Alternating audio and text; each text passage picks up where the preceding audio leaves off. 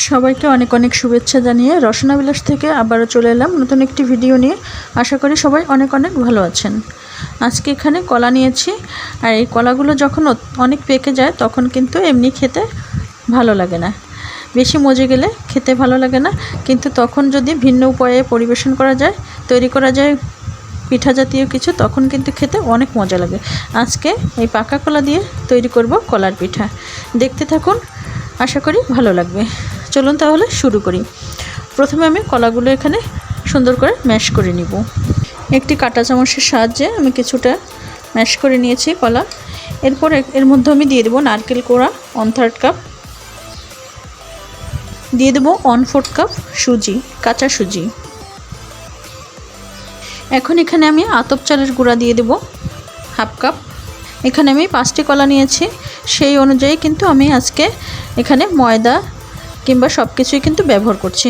আপনাদের কলার পরিমাণ যদি বেশি হয় সেক্ষেত্রে কম বেশি করে দিতে পারেন। এখন এর মধ্যে দিয়ে দেবো আমি 1/3 কাপ ময়দা।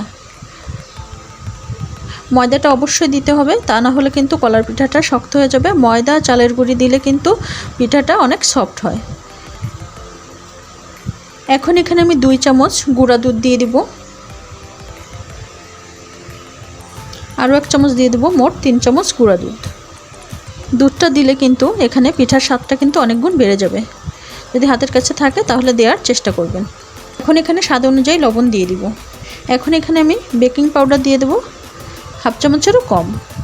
চাইলে আপনারা বেকিং পাউডার দিতেও পারেন, নাও দিতে পারেন, কোনো সমস্যা হবে না। সকল উপাদান দিয়ে দিয়েছি। এখন আমি একটা ব্যাটার তৈরি করে নেব। প্রথমে আমি 1/2 কাপ পানি দিয়েছি। একবারে কিন্তু বেশি পানি দেওয়া যাবে না, অল্প পানি দিয়ে মিশাতে হবে।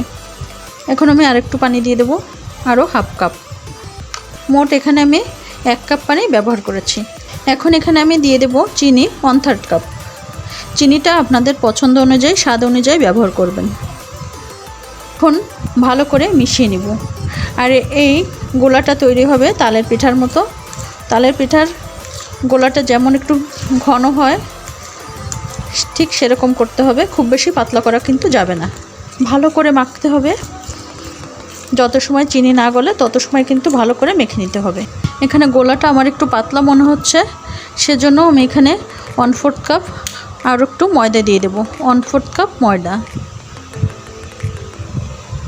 এখন আবারও ভালো করে মিশিয়ে নেব।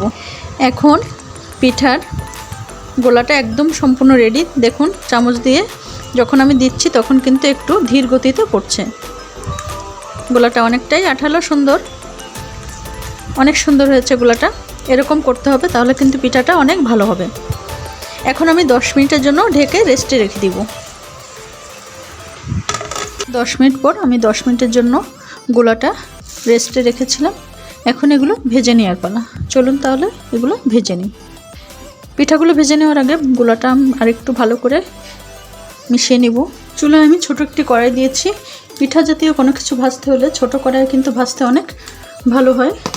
পিঠাগুলো অনেক তেলের ভিতরে ডুবে যায়, অল্প তেলেই কিন্তু ভাজা হয়ে যায়। পর্যাপ্ত পরিমাণ তেল দিয়ে দিয়েছি। তেলটা গরম হলে আমি পিঠাগুলো এর ভিতরে ছেড়ে দিব। তেল গরম হয়ে গেছে, এখন আমি পিঠাগুলো হাতের সাহায্যে দিয়ে দিব তেলের মধ্যে।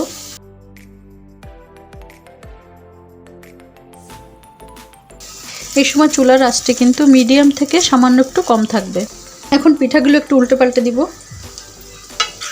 দেখুন কত সুন্দর ফুলে উঠেছে পিঠাগুলি। পিঠাগুলি দুই পাশে এভাবে উল্টে পাল্টে দিতে হবে, যেন দুই পাশে সুন্দর মতো ভাজা হয়ে যায়। এরকম ব্রাউন কালার হলেই কিন্তু নামিয়ে ফেলতে হবে, খুব বেশি কিন্তু ভাজা যাবে না।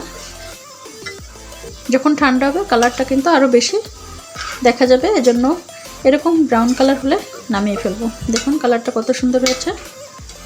এখন এগুলো নামিয়ে ফেলবো।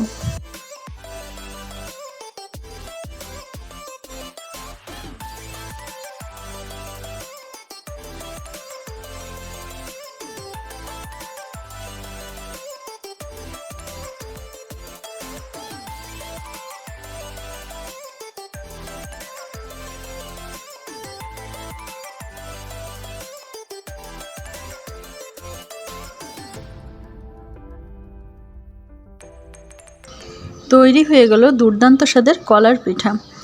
চা তৈরি করতে করতেই কিন্তু আপনার এই পিঠা তৈরি হয়ে যাবে, এতটা সহজ তৈরি করা। ঘরে যদি মজে যাওয়া কলা থাকে তাহলে কিন্তু ঝটপট বাচ্চাদেরকে তৈরি করে দিতে পারেন, খেয়ে কিন্তু তারা ভীষণ মজা পাবে, কারণ একেবারেই তৈরি করা খুবই সহজ, খেতে ভীষণ মজার।